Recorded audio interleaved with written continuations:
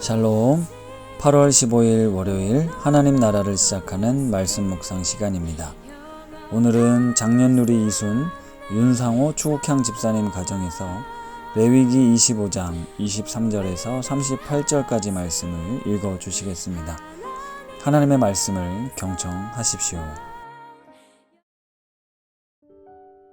토지를 영구히 팔지 말 것은 토지는 다 내 것임이니라. 너희는 거류민이요 동거하는 자로서 나와 함께 있느니라. 너희 기업에 온 땅에서 그 토지 무르기를 허락할지니 만일 너 형제가 가난하여 그의 기업 중에서 얼마를 팔았으면 그에게 가까운 기업 물을 자가 와서 그의 형제가 판 것을 물을 것이요 만일 그것을 물을 사람이 없고 자기가 부유하게 되어 물을 힘이 있으면 그 판 해를 계수하여 그 남은 값을 산자에게 주고 자기의 소유지로 돌릴 것이니라. 그러나 자기가 물을 힘이 없으면 그 판 것이 희년에 이르기까지 산자의 손에 있다가 희년에 이르러 돌아올지니 그것이 곧 그의 기업으로 돌아갈 것이니라.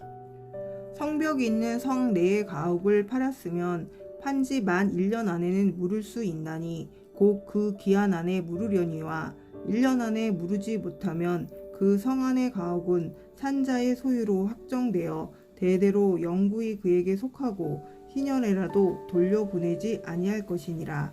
그러나 성벽에 둘리지 아니한 촌락의 가옥은 나라의 전토와 같이 물러주기도 할 것이요 희년에 돌려보내기도 할 것이니라. 레위 족속의 성읍 곧 그들의 소유의 성읍의 가옥은 레위 사람이 언제든지 물을 수 있으나 만일 레위 사람이 무르지 아니하면 그의 성읍의 판 가옥은 희년에 돌려보낼지니 이는 레위 사람의 성읍의 가옥은 이스라엘 자손 중에서 받은 그들의 기업이 됨이니라. 그러나 그들의 성읍 주위에 있는 들판은 그들의 영원한 소유지이니 팔지 못할지니라. 내 형제가 가난하게 되어 빈손으로 내 곁에 있거든 너는 그를 도와 거류민이나 동거인처럼 너와 함께 생활하게 하되 너는 그에게 이자를 받지 말고 내 하나님을 경외하여 내 형제로 너와 함께 생활하게 한 것인즉 너는 그에게 이자를 위하여 돈을 꾸어 주지 말고 이익을 위하여 내 양식을 꾸어 주지 말라. 나는 너희 하나님이 되며 또 가나안 땅을 너희에게 주려고 애굽 땅에서 너희를 인도하여는 너희의 하나님 여호와이니라. 아멘. 신대원 입시를 준비할 때 꼭 외워야 할 암송 구절이 있었습니다. 구약의 79절, 신약의 79절, 총 149절이었는데요. 그 중에 레위기 말씀엔 총 3개의 구절이 있었습니다. 먼저 레위기 19장의 2절, 너는 이스라엘 자손의 온 회중에게 말하여 이르라. 너희는 거룩하라. 이는 나 여호와 너희 하나님이 거룩함이니라. 그 다음은 레위기 19장의 18절 말씀이었습니다. 원수를 갚지 말며 동포를 원망하지 말며 내 이웃 사랑하기를 내 자신과 같이 사랑하라. 나는 여호와니라. 그리고 세 번째, 오늘 본문의 레위기 25장 23절 말씀입니다. 23절 말씀을 세 번역으로 다시 한번 읽어드리겠습니다. 땅을 아주 팔지는 못한다. 땅은 나의 것이다. 너희는 다만 나그네이며 나에게 와서 사는 임시 거주자일 뿐이다. 레위기 25장 23절을 우리에게 나그네로 임시 거주자라고 설명하고 있습니다. 이 단어들은 우리를 향한 나그네라는 정체성을 부여하시는 하나님의 말씀입니다. 우리는 하나님께서 이 땅으로 보내셨다가 다시 본향으로 돌아가는 나그네의 삶을 살고 있음을 잊어서는 안 됩니다.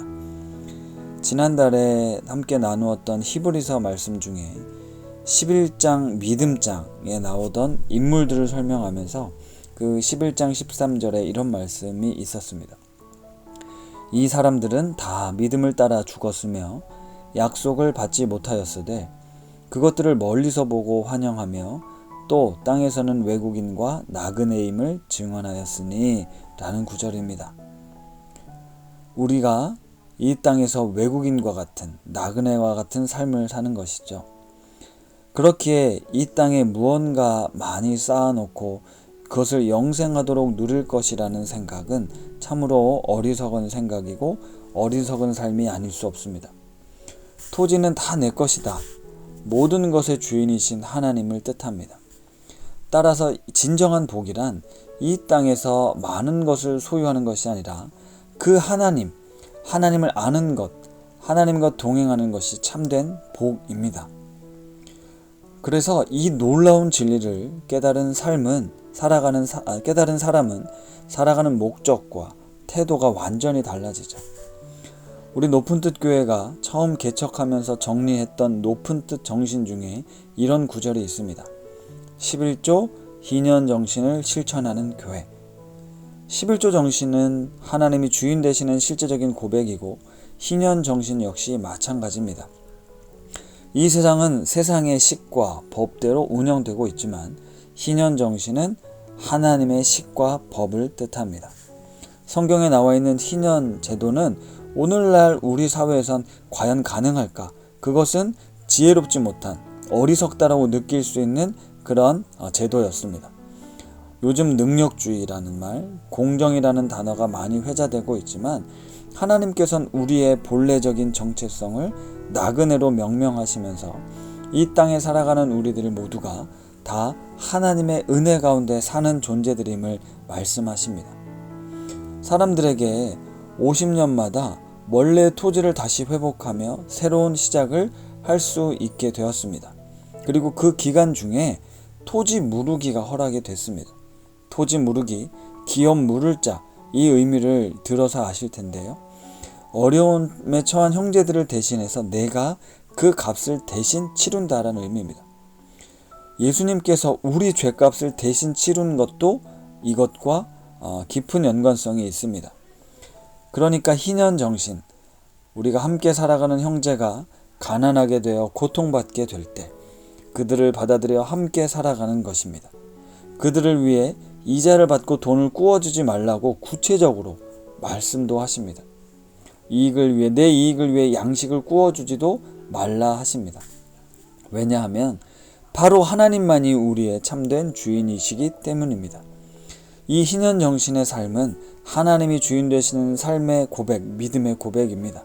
그 속엔 모든 인간이 존엄한 삶을 살아야 한다는 아버지 하나님의 뜻이 담겨 있습니다.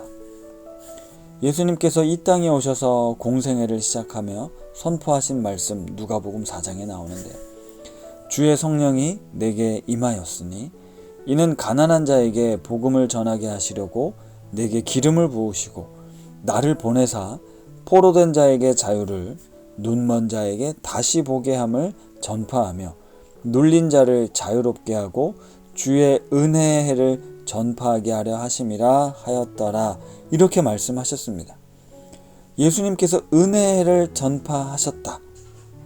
예수를 따르는 우리들 역시 바로 오늘날 이 은혜의 희년의 복음을 전하는 삶을 살아야 한다는 것입니다.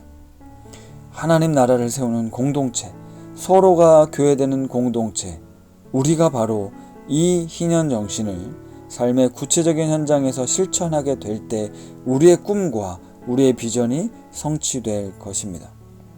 이번 한 주간 나에게 맡겨진 삶, 붙여주신 사람들에게 그 은혜를 끼치는 삶을 살아가는 우리 우신 가족들 다 되시기를 바랍니다. 말씀을 생각하며 기도하겠습니다.